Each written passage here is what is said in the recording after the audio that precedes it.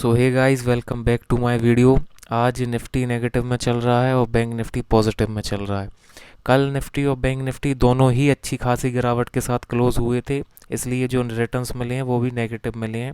हालांकि गिरावट काफ़ी ज़्यादा थी कल, उस हिसाब से रिटर्न्स देखें तो ज़्यादा नेगेटिव नहीं है। 550 रुपये के लगभग नेगेटिव रिटर्न है और इसी के साथ 17,670 के टोटल रिटर्न हो चुके हैं। XIRR 85% का हो चुका है।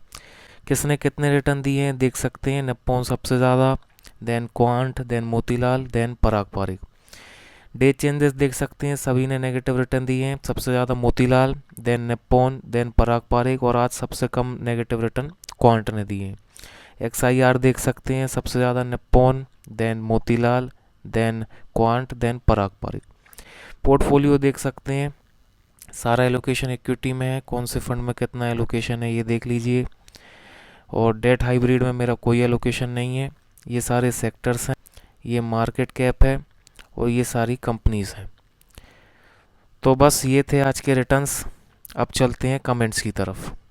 तो पहला कमेंट है अरुण शर्मा जी का। ये कह रहे हैं, एक वीडियो में आपने बोला था कि पराग पारिक फ्लेक्सी कैप को चेंज करने वाले हो, बट मैंने अपना पोर्टफोलियो रिव्यू कराया 20 साल के लिए 7,000 की SIP में पराग पारिक में कर रहा हूँ, तो आपने बोला था बढ़िया है। अभी मैंने बस 1 मंथ की ही SIP करी है और अभी एलोकेशन भी नहीं मिला है। सो कोई और फ्लेक्सी कैप सजेस्ट करना चाहोगे या ठीक है?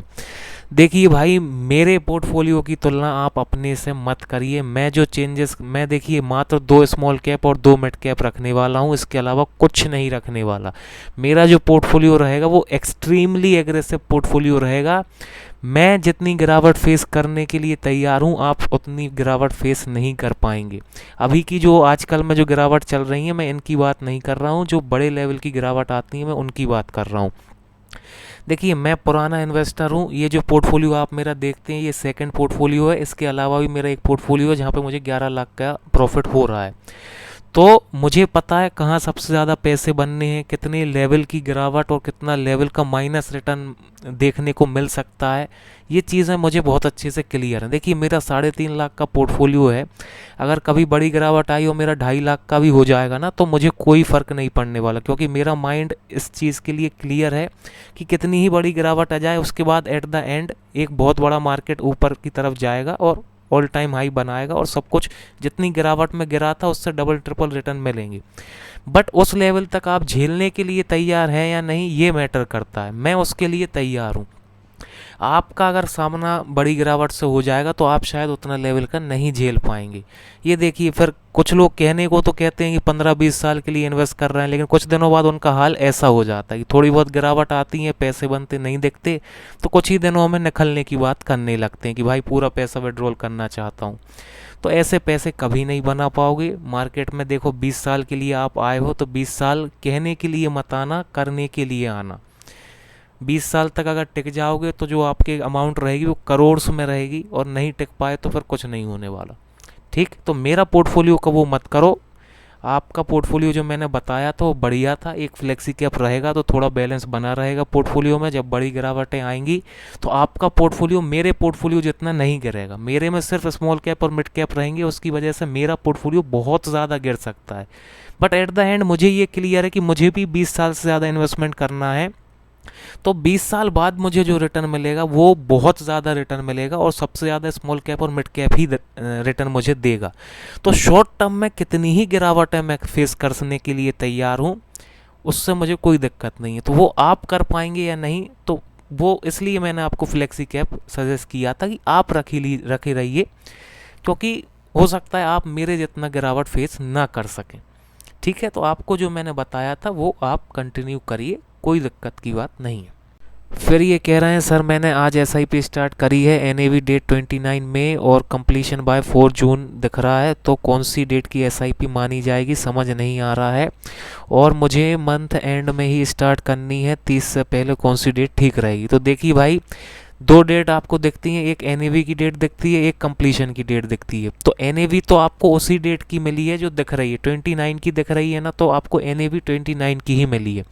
1-2 दिन कंप्लीशन में लगता है कि भाई म्यूचुअल फंड में पैसे जाएगा, फिर उसके बाद एलोकेशन मिलेंगे, यूनिट्स मिलेंगे, तो उसमें 1-2 दिन का टाइम लगता है। तो कंप्लीशन का डेट आपको 4 जून दिख रही है, NAV आपकी 29 की ही रहेगी। 29 तारीख से 4 जून के बीच कुछ भी होता रहे, NAV आपको 29 मई की ही मिली है, ठीक। और 30 से पहले कौन सी डेट ठीक रहेगी, तो भाई डेट का थोड़ी कुछ होता है, डेट तो आप कोई सी भी चूज़ कर लीजिए, डेट का ऐसा थोड़ी कोई डेट अच्छी होती है अच्छी रहेगी। डेट आप अपने अनुसार कोई भी चूज़ कर लीजिए और मंथली इन्वेस्टमेंट करते रहिए, ठीक। फिर सागर जैन जी कह रहे हैं, बहुत शुक्रिया सर जवाब देने के लिए, बहुत दिनों से आप हमारे सभी क्वेश्चन का समाधान कर रहे हैं, इसलिए अब हमें आपसे ज़्यादा उम्मीद बढ़ रही है। आप यूट्यूब लाइव कराते जाओ, जिससे आप थोड़ी जानकारी दो और क्वेश्चन आंसर भी होंगे, तो बहुत मज़ा आएगा और आपकी पब्लिसिटी भी बढ़ जाएगी। तो देखिए जैन साहब, ऐसा थोड़ी है कि मैं लाइव करूंगा और बहुत सारी ऑडियंस मेरे से जुड़ जाएगी। ऑडियंस तभी जुड़ेगी जब मेरे पे ऑडियंस होगी। लाइव अकेले करने से थोड़ी कि अपने आप ऑडियंस मेरे पास आती जाएगी। अभी यूट्यूब चैनल ग्रो होना शुरू हो रहा है, अभी काफ़ी ग्रो करना बाकी है, बहुत जल्द करेंगे लाइव, है ना। बस आप सपोर्ट बनाए रखिए, लाइक करते रहिए वीडियो, चैनल सब्सक्राइब रखिए, करते हैं लाइव भी बहुत जल्द, ठीक। फिर बीरूदेव जी कह रहे हैं, नमस्कार सर जी, 6 साल के लिए SBI स्मॉल कैप और निप्पॉन इंडिया मल्टी कैप कैसे रहेंगे, इनको 10 लाख का रिक्वायरमेंट है, थोड़ा बताइए। एंड 15 साल के लिए इनके पास हैं SBI small cap, quant small cap, Motilal mid cap, HDFC flexi cap, Nippon multi cap. Total ये जो इन्वेस्टमेंट कर रहे हैं वो 30,000 का मंथली SIP कर रहे हैं और 2 करोड़ का इनका टारगेट है। थोड़ा रिव्यू करिए सर। तो देखिए 6 साल वाले आपके दोनों फंड बिल्कुल सही हैं, SBI Contra Nippon multi cap continue कर सकते हैं। 15 साल के जो आपके फंड हैं उसमें से निप्पॉन मल्टी कैप को हटा दीजिए, 15 साल तक मल्टी कैप चलाने की कोई ज़रूरत नहीं है। बाकी के 4 फंड में आप कंटिन्यू करते रहिए, ओवरऑल आपका पोर्टफोलियो बढ़िया है। और 15 साल में 2 करोड़ का टारगेट है आपका, तो 15 साल में आराम से 2 करोड़ का टारगेट अचीव हो जाएगा, ठीक। फिर दिनेश कुमार जी पूछ रहे हैं, सर गिरावट के समय में लमसम के लिए पैसे नहीं है तो क्या करें। तो फिर भाई क्या कर सकते हैं, कुछ नहीं कर सकते, देखते रहिए मार्केट को। SIP कंटिन्यू रखिए, जिसके पास हैं पैसे वो डालते रहें, जिस पर नहीं है वो अपनी SIP कंटिन्यू रखें, है ना।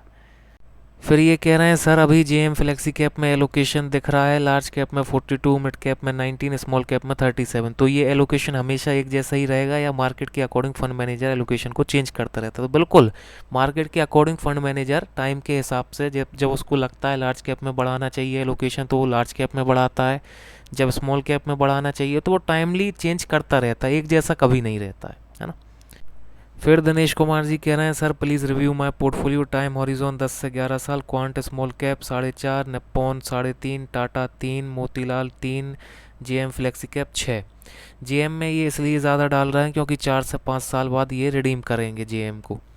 और टाटा स्मॉल कैप की जगह कोई दूसरा फंड रखने की ज़रूरत है या एग्जिट कर दूं टाटा स्मॉल कैप को या रहने दूं, प्लीज़ बताइए, कोई चेंज करना है या नहीं। तो देखिए ओवरऑल आपका पोर्टफोलियो बहुत बढ़िया है, टाटा को रखना है या नहीं ये मैं आप पे छोड़ता हूँ, चाहे तो रख लीजिए चाहे तो ना रखें, है ना। बाकी आपका पोर्टफोलियो बिल्कुल सही है, कुछ इसमें चेंज करने की ज़रूरत नहीं है। तो बस ये थे आज के कमेंट्स, आज की वीडियो में इतना ही। वीडियो को लाइक कर दीजिए, चैनल सब्सक्राइब कर दीजिए, और आपके भी अगर कोई सवाल है म्यूचुअल फंड से रिलेटेड, पोर्टफोलियो से रिलेटेड या स्टॉक से रिलेटेड, तो आप मेरे से कमेंट में पूछ सकते हैं, मैं आपका रिप्लाई ज़रूर करूँगा। Thank you for watching the video.